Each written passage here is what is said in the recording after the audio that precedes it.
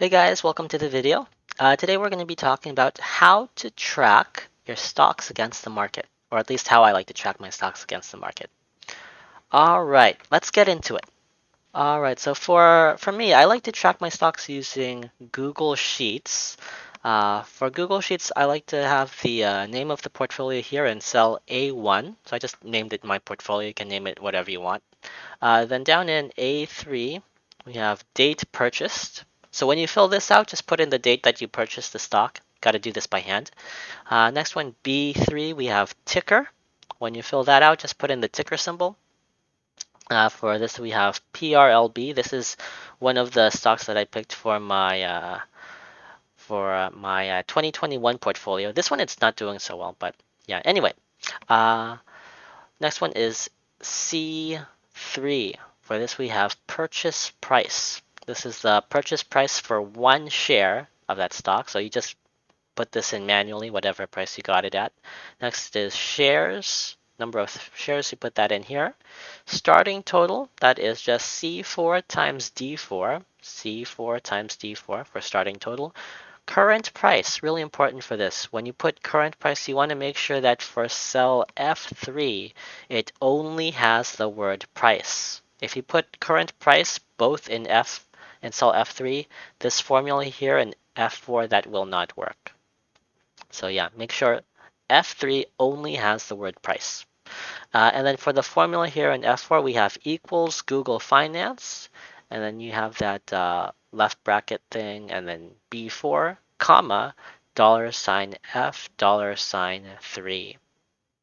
So that is this times, let's see, times B4, which is here. So that's going to give you the current price for one share.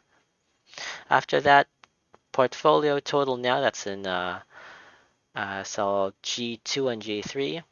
That is simply equals D4, and then you have that asterisk or time sign, F4. So that is D4, which is here, times F4 times this. So this times this for total portfolio total now. And then after that, percentage change. Percentage change is that is how much the stock increased or decreased. So for purchase price, we got it at this price here, and then it went down to the current price, 86.52. So it went down by 59% roughly. So for that, it is simply equals left bracket G4 minus E4 close bracket, and then you have the slash E4. Let's go a little further. Next one we have SPY start. Starting price of the spider, you put this in manually. After that, SPY now, the current price of the spider. Make sure that SPY is only in J2. All right. So for this, for the formula, we have equals Google Finance, left bracket, and then you have $J, $2, comma, $F, $3. All right.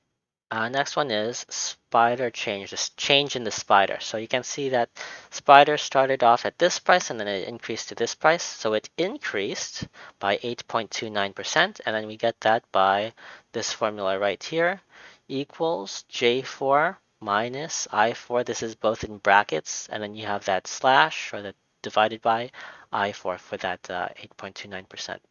And then after that, we have SPY investment total now. That is equals E4 times, and then in parenthesis 1 plus K4.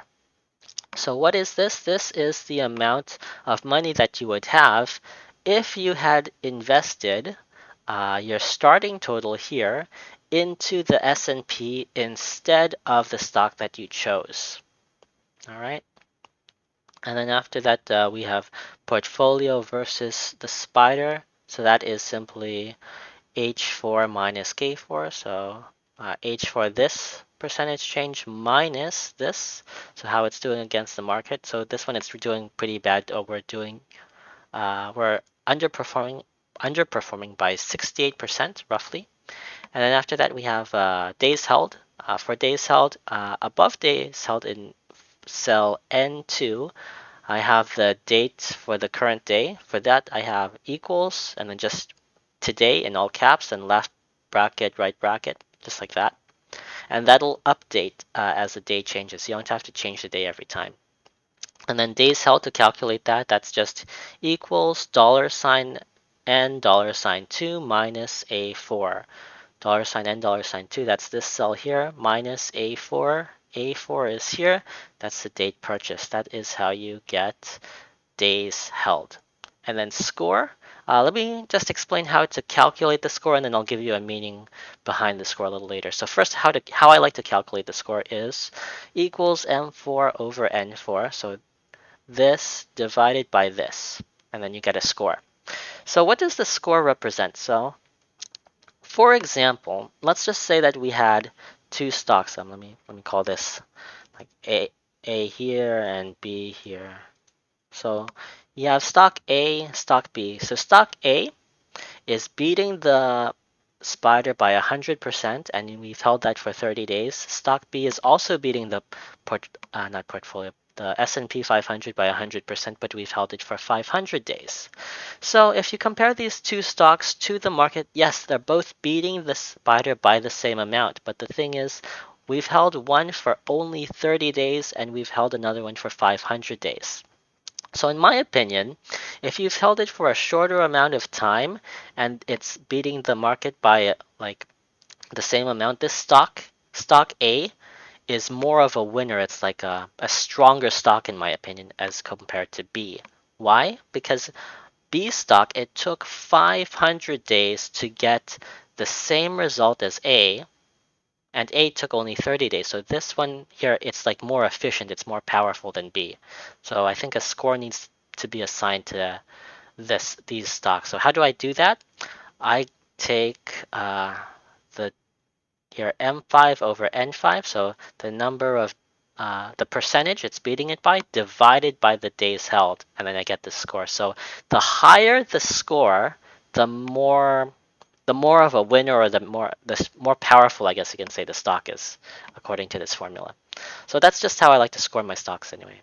Anyway, yeah, that is how I track my performance against the stock market. If you guys have any questions, just let me know in the comments below, and I'll see you guys in the next one.